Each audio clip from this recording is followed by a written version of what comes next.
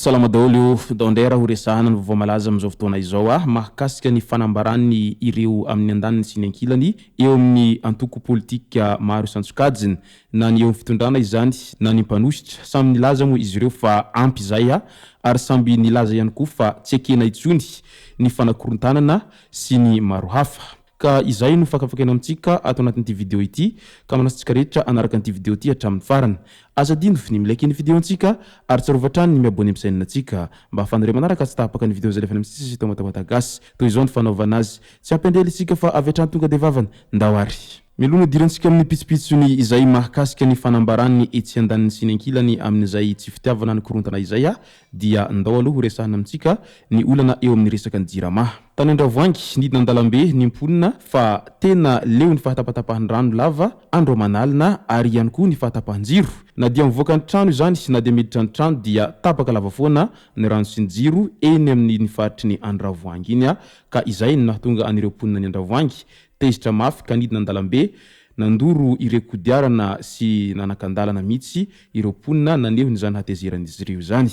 Ho toy izay dia tany Anjanahary indray taorian'ny teny Andravoangy ny farany herinandro teo dia nidina an-dalambe ihany koa ny mponina tao Anjanahary noho ny fahatapatapahan'ny rano lava no antony izany. Misy andiana mpitandro filaminana tazana teny an-toerana mba handamina anireo mponina teny Anjanahary manoloana an'izay fidinan'ireo mponina an-dalambe izay. Eo amin'ny resaka izay jirama zay hatrany dia manomana paikady hanarena ny vidinjiro ary manome toky fa hiasa mafy mba hanome fahafahampony malagasy ny tale generaly ny jirama vaovao Andriamatoa Ron Wes. Nontanina an Ron Wes tale generaly ny jirama ny mahakasiky ny fizotrany asan'ny jirama ny mahakasiky ny fizotrany asan'ny jirama amin'ny ankapobeny nandritra ny nandraisan'ny toeran'io. Eo koa ny resaka fandefasana mailaka ny facture sy ny antony nahatapaka ny jiro ny andro ny fifidianana sy ny bavambahoaka ny 7 Mey lasa teo iny.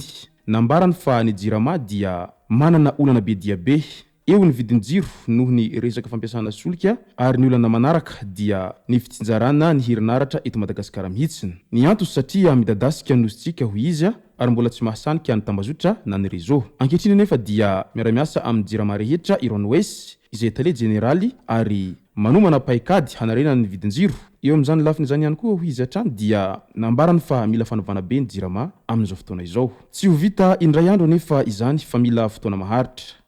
Efa misy ihany koa ny fiarah-miasa amin'ny mpiara-mombinantoka mba hanatanterahana ireo tetikasa izay efa nomanina ireo.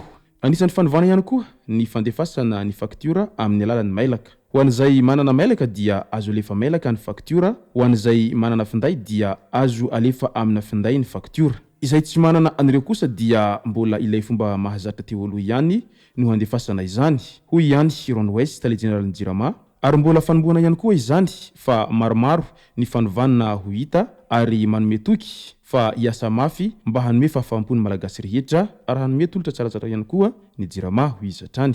Rehefa nanontaniana mpanao gazety ihany koa ity farany mahakasika ilay fahatapahan-jiro ny andro ny 7 Mey teo tao Antananarivo tao dia nambarany fa nisy ny court-circuit tamin'ny toby lehibe anisan'ny mamatsy herinaratra tao an-toerana. Vorona no nahatonga an'ilay court-circuit. Na izany aza efa misy ny tetikasa izay hatao hisorohana ny zavatra toy ireny. Tsy hivina fa izy ilay teratany Israeliana izay enjeniera no tendrena mba hanavitra ny jiro sy rano malagasy ka izy izao no misahana an'izany andraikitra lehibe izany.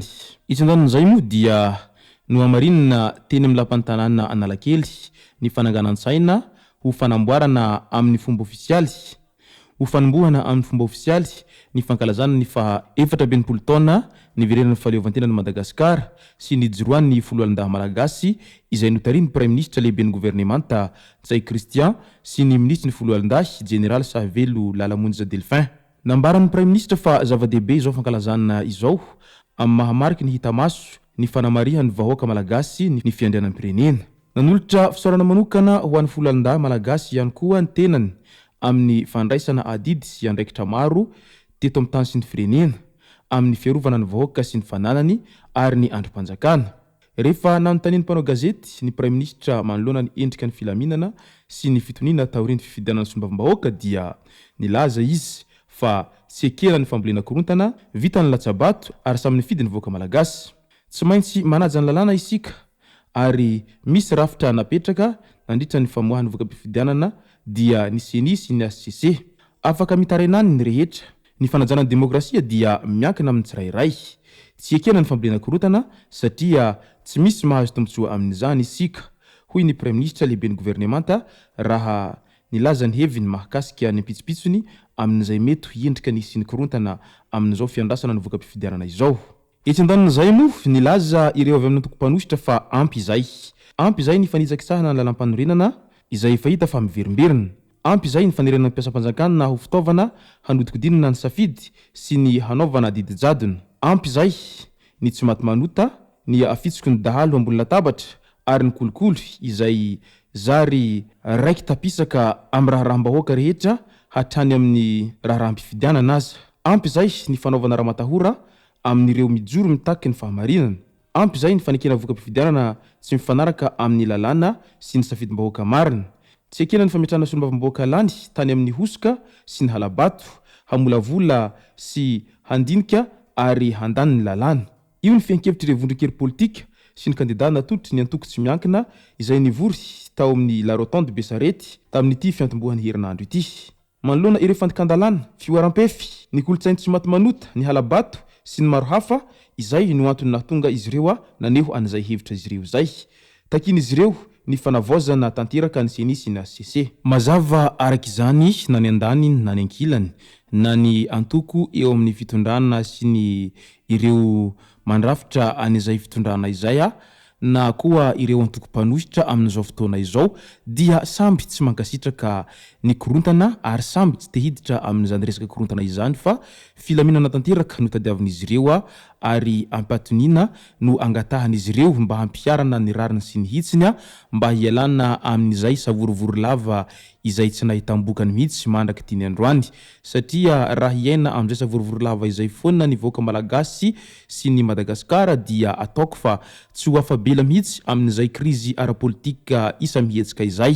Efa niaina an'izay foana isika tao anatin'ny taona maro ary tsy tsara ny hiverenana amin'izay ihany koa fa lasa tsy mampandroso fa lasa mampihemitra raha toa ka miverimberina amin'izay foana isika malagasy rehetra. Efa hitantsika ny nafitsoka ny krizy tamin'ny 2024 iny noho ny iny fanonganam-panjakana izay hitantsika iny ary mbola tena mibaby ny takaitra an'izay 2024 izay isika malagasy rehetra mandraka tiny androany satria raha tokony efa handroso isika dia lasa miverina any amin'ny point de départ foana isika rehefa mahavita zavatra kely ka tsy tsara izay raha toa ka tena te handroso izay ny fanirintsika malagasy rehetra ka tokony ampilaminana sy ampanajana ary eo amin'ny fanarahana lalàna antsakany sy andavany no tokony hanaovantsika an'izay ary tokony samy hafaka aneho hevitra malalaka ny tsirairay fa tsy misy tokony ho tampenam-bava.